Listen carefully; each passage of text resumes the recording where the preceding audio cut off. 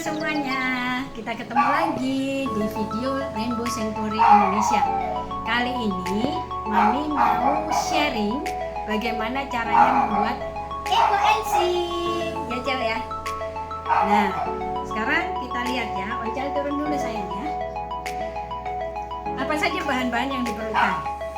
Di sini kebetulan kita lagi panen markisa. Ya, ini dari kebunnya Rainbow sendiri loh. Kemudian ada duku, ada jeruk, kemudian ada bayam, sisa-sisa sayuran. Jadi sebenarnya eco-enzim ini adalah bagaimana cara kita memanfaatkan limbah atau sampah dari dapur misalnya, yang biasanya kita buang di tempat sampah, sekarang kita manfaatkan menjadi sesuatu yang berguna. Eco-enzim itu apa sebenarnya? Sebenarnya eco-enzim ini adalah cairan yang nantinya terbuat dari bahan-bahan limbah ini, kemudian kita tambahkan beberapa bahan yang lain, yang nantinya cairannya itu bisa kita pakai untuk bermacam-macam kegunaan, misalnya untuk ngepel.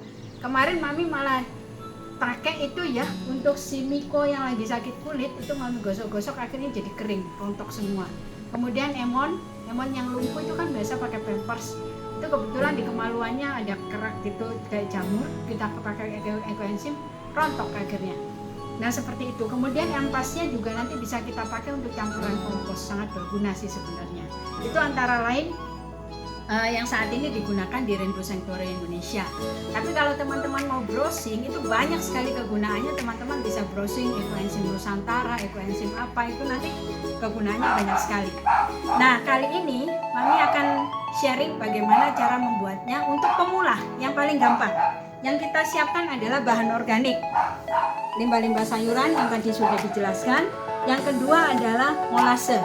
Molase ini limbah dari pembuatan gula tebu ya. Kalau misalnya teman-teman susah mencari molase, itu bisa memakai misalnya gula Jawa kayak gitu, atau gula aren dicairkan. Tapi jangan gula putih ya, karena gula putih itu sudah mengalami proses kimiawi. Kita harus menggunakan yang masih benar-benar natural, ini molase. Kemudian air kita pakai ya. Bagaimana caranya?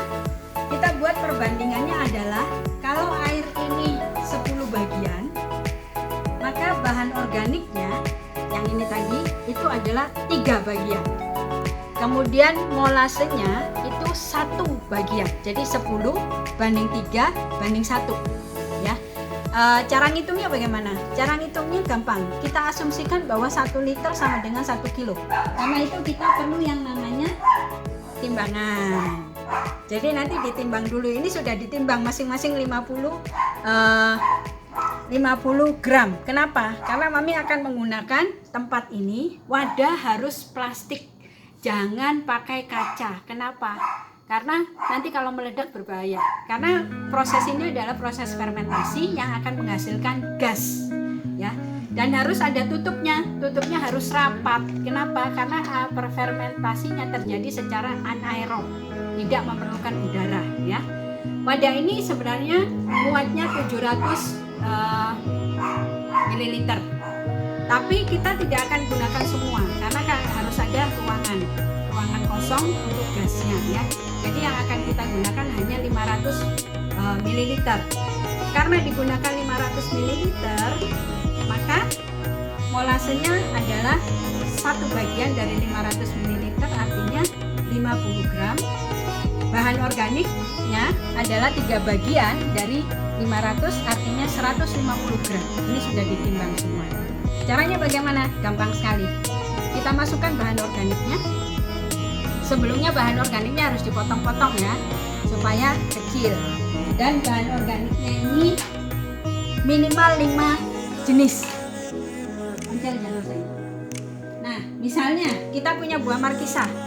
Buah markisa, buahnya kita bikin jadi es. Dan di sini masukin sini jadi es. Kulitnya baru kita bikin untuk jadi eco-enzim, yang ininya kita minum ya. Jangan saya. Nah ini nanti dipotong-potong kecil-kecil jadi seperti ini ya kulitnya. Oke. Di sini sekarang kita punya sayurannya adalah bayam, sawi, wortel, 3 macam ya. Kita masukkan. Ini 50 gram. Kita masukkan semua di dalam wadah. Setelah dipotong kecil-kecil supaya gampang untuk proses ininya, penghancurannya nanti. Buahnya kita punya markisa 4 ya, buku 5.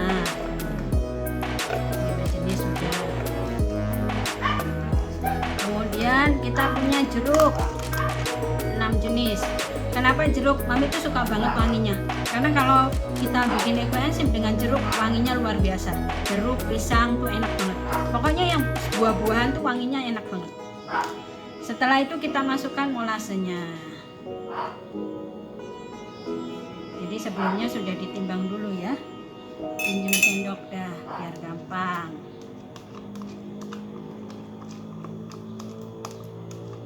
Maafkan background suaranya ya. Maklum namanya juga sanctuary, penghuninya banyak ya.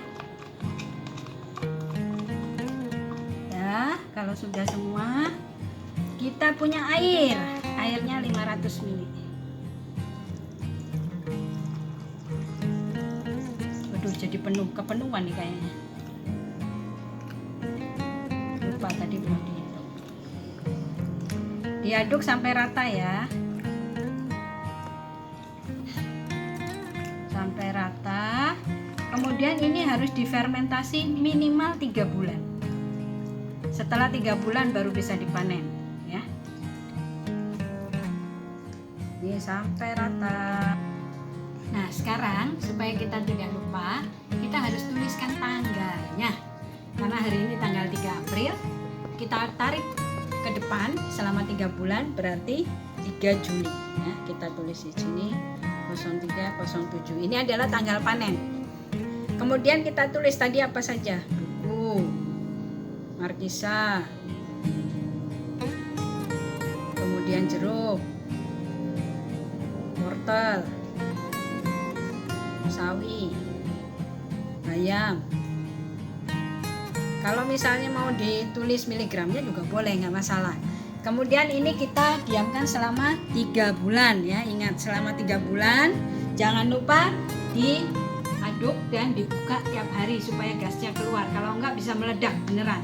Apalagi kalau misalnya kita pakai wadah seperti ini. Ini yang biasa Mami pakai ya. Karena ada yang nyumbang botolnya, jadi Mami pakai untuk ekoenzim. Ini tiap hari harus kita buka sebentar saja. Cas gitu gasnya keluar, tutup lagi. Ya. Dan ini memang harus ada ruang kosong ya supaya nanti gasnya bisa keluar. Ini kenapa Mami suka pakai ini, karena kalau ini rapat sekali jadi fermentasinya sempurna. Biasanya kalau tidak sempurna akan tumbuh jamur di atasnya, jamur Phithera. Banyak yang suka jamur Phithera karena katanya bisa untuk kosmetik dan lain sebagainya. Tapi Mami lebih suka benar-benar yang terfermentasi sempurna.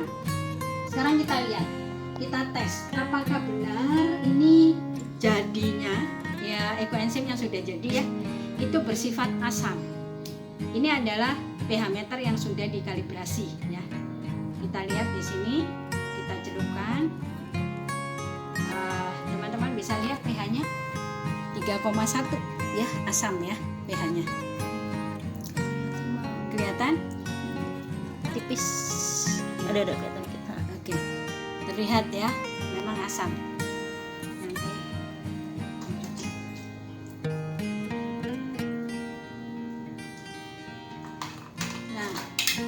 Biasanya kalau Rainbow Sanctuary Indonesia kita buat ekoenzimnya dalam bentuk botol seperti ini.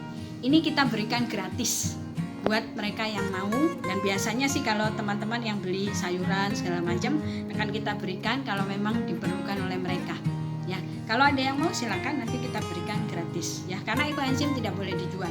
Ilmunya kita dapatkan secara gratis dan ini sebaiknya disebarluaskan supaya setiap orang bisa mengelola sampahnya dengan baik. Ya, tidak hanya dibuang karena sampah organik itu sangat berguna. Kalau nggak dipakai sebagai ekoenzim, pakailah sebagai kompos. Kita selamatkan bumi, ya, untuk bumi, air, dan lingkungan yang lebih baik. Terima kasih. Dah.